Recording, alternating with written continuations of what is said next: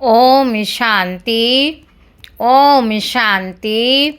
आज 10 फरवरी 2026 आज की साकार मुरली के अनमोल मधुर महावाक्य सुनेंगे। मीठे मीठे बाबा के मीठे बच्चे, खुदा तुम्हारा दोस्त है, रावण दुश्मन है, इसलिए तुम खुदा को प्यार करते और रावण को जलाते हो। खुदा तुम्हारा दोस्त है, रावण दुश्मन है, इसलिए तुम खुदा को प्यार करते और रावण को जलाते हो। प्रश्न है, किन बच्चों को अनेकों की आशीर्वाद स्वतः मिलती जाती है?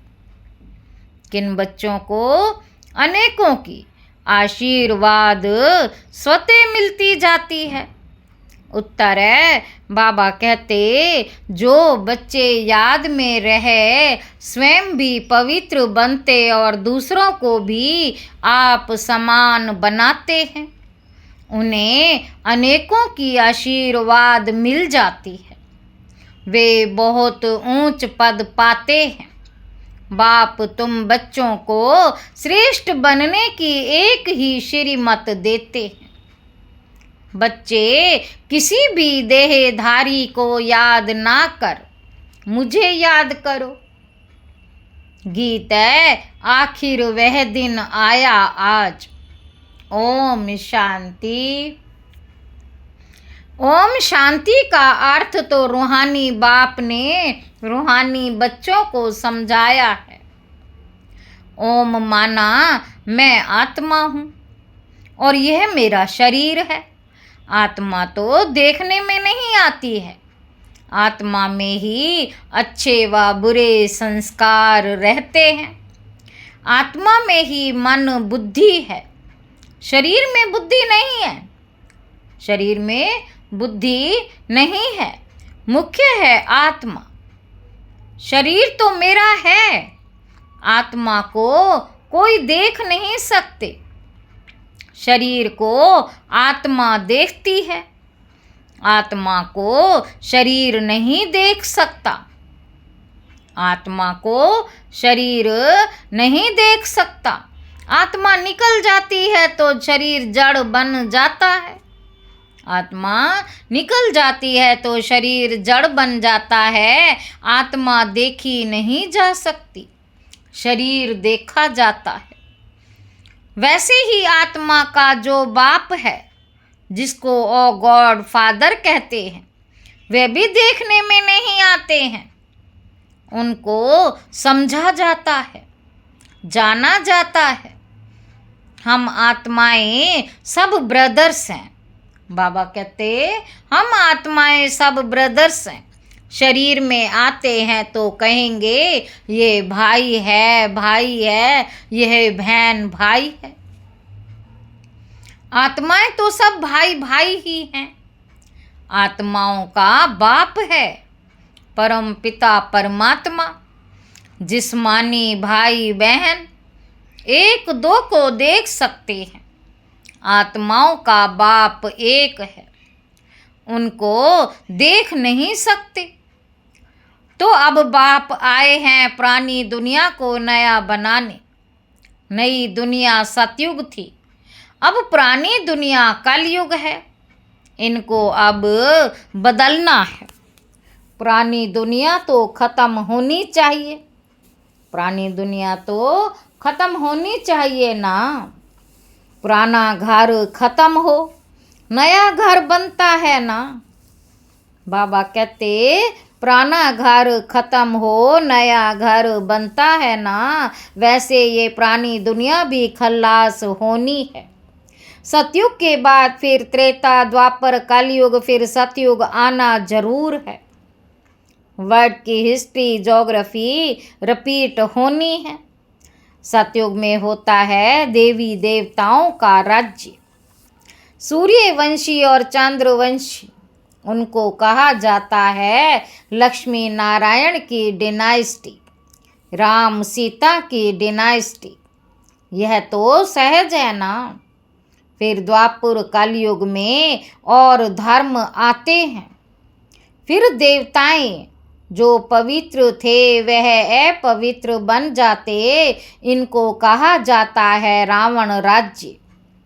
रावण को वर्ष वर्ष जलाते आते हैं, परंतु जलता ही नहीं, फिर जलाते रहते हैं। यह है सबका बड़ा दुश्मन, इसलिए उनको जलाने की रस्म पड़ गई है। भारत का नंबर 1 दुश्मन कौन है? और फिर नंबर 1 दोस्त खुदा सुख देने वाला है। खुदा को दोस्त कहते हैं ना। इस पर एक कहानी भी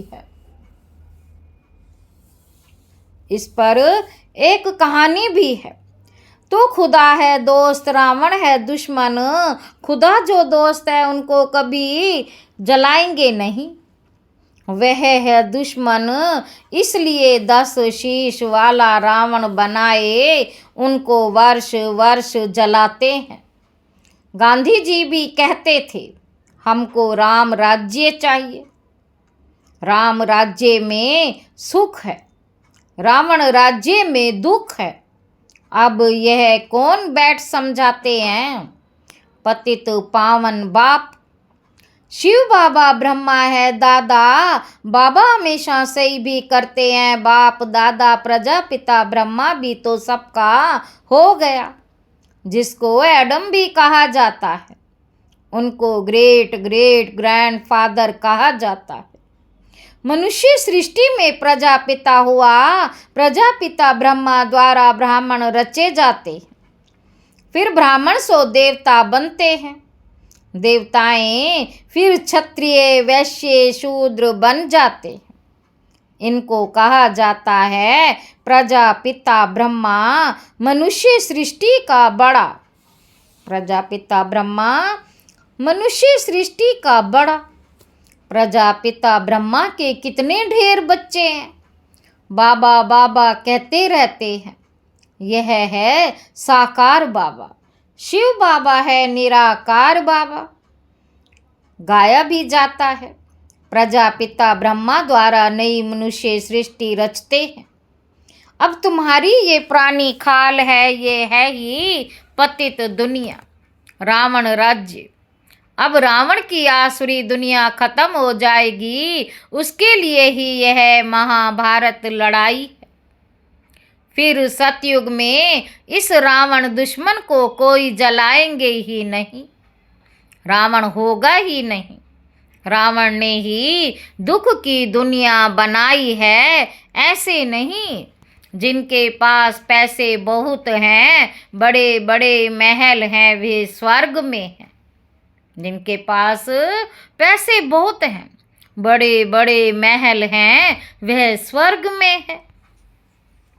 बाप समझाते, भल किसके पास करोड़ हैं, परंतु ये तो सब मिट्टी में मिल जाने वाले हैं। नई दुनिया में फिर नई खानियाँ निकलती हैं, जिससे नई दुनिया के महल आदि सारे बनाए जाते हैं। ये पुरानी दुनिया अब खत्म होनी है। मनुष्य भक्ति करते ही हैं सदगति के लिए, इस हमको पावन बनाओ, हम विशेष बन गए।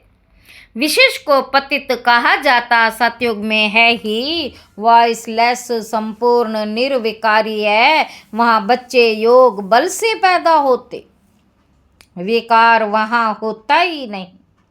न देह अभिमान, न काम क्रोध, 5 विकार होते ही नहीं।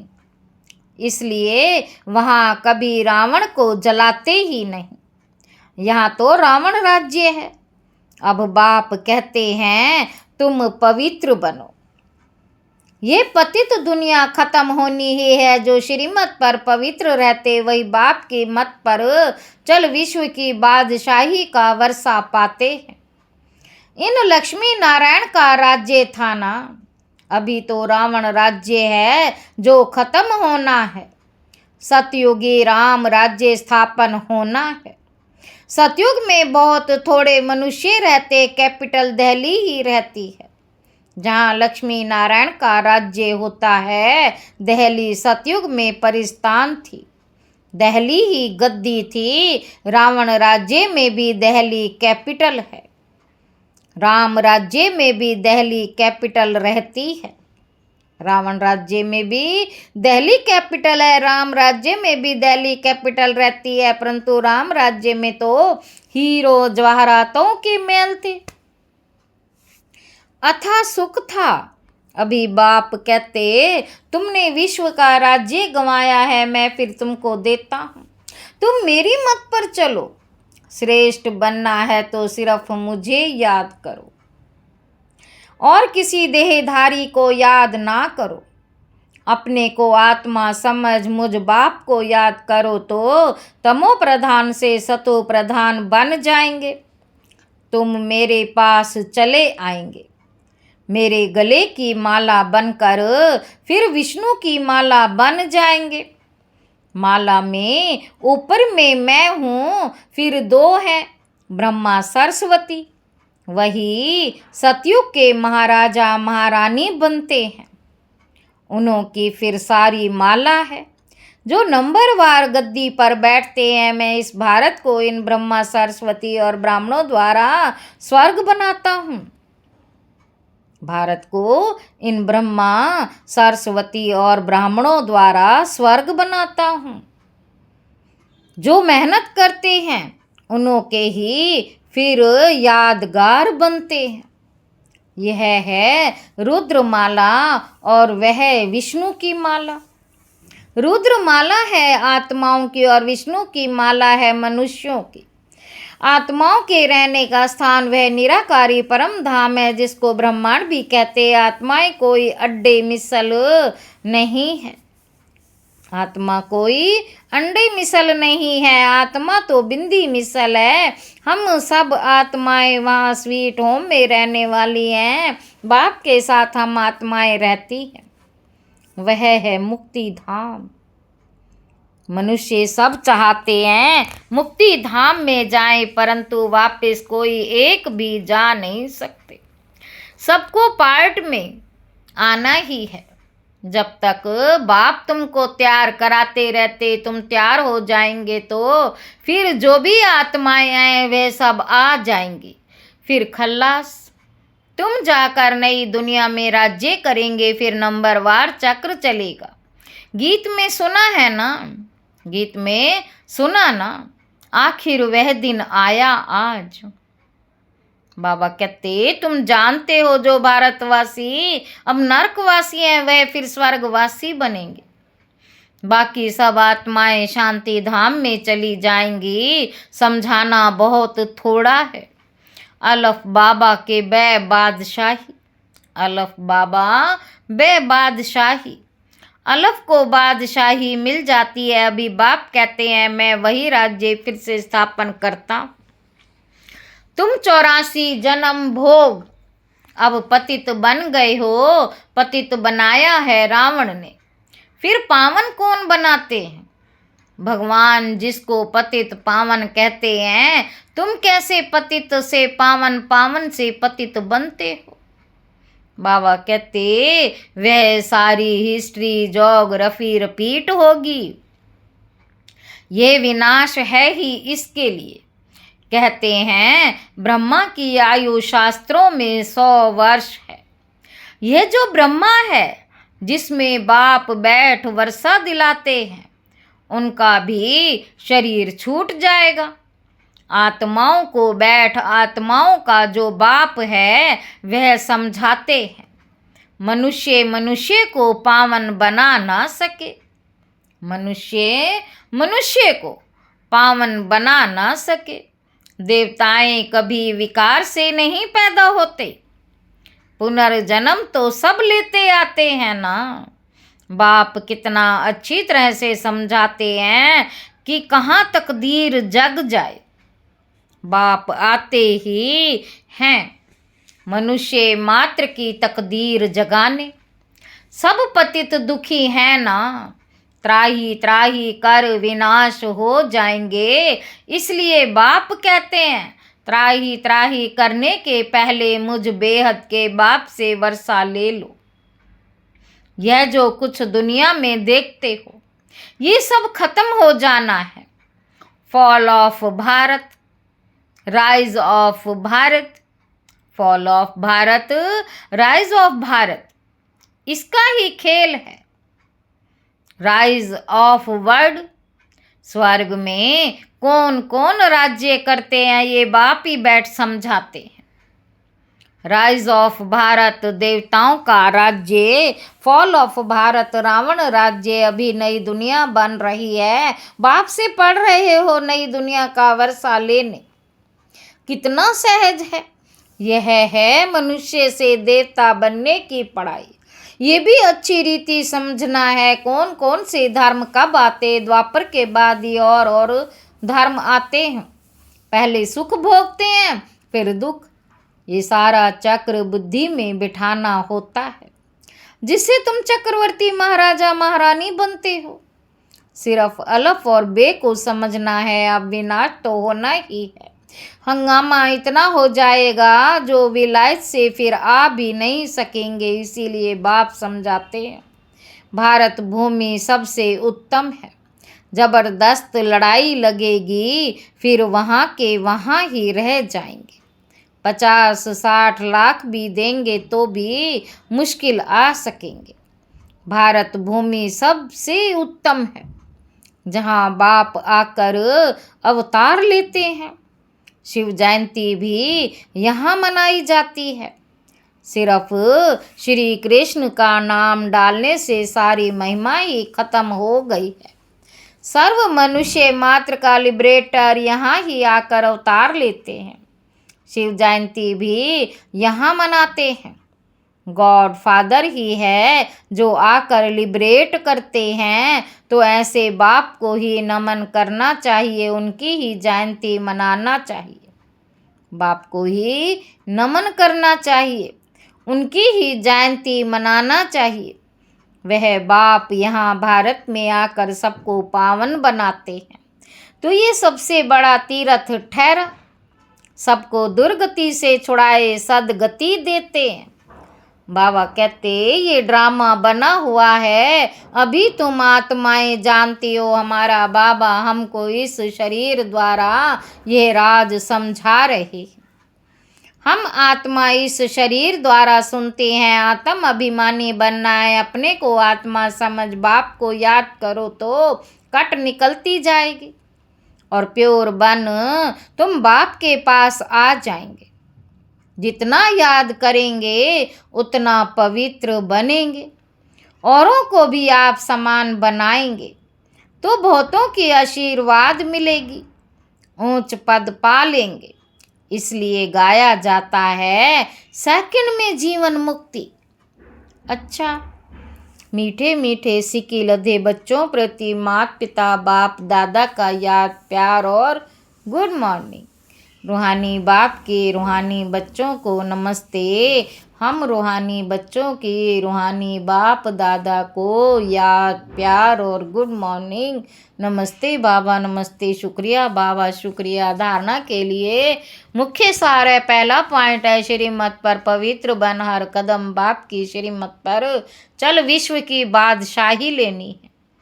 बाप के समान दुख हरता सुख करता बनना है। दूसरा पॉइंट है मनुष्य से देवता बनने की ये पढ़ाई सदा पढ़ते रहना है। सबको आप समान बनाने की सेवा करके आशीर्वाद प्राप्त करनी है।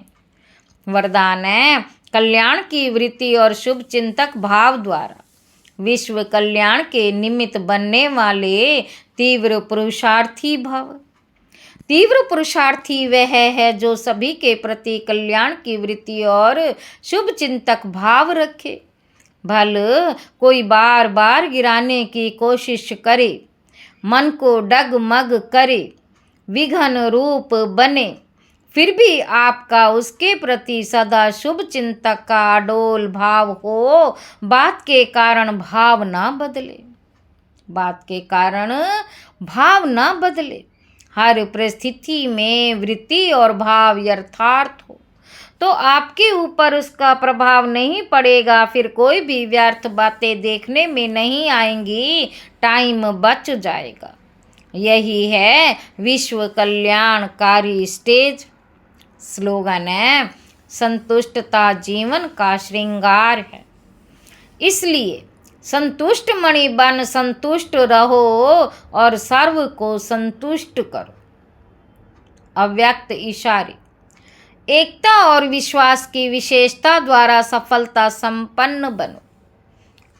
एक मत अर्थात एकता का वातावरण बनाने के लिए सामने की शक्ति, सामान्य की शक्ति धारण करो। भिन्नता को समाओ, हर एक की विशेषताओं को देखो, कमियों को तो बिल्कुल देखना ही नहीं है।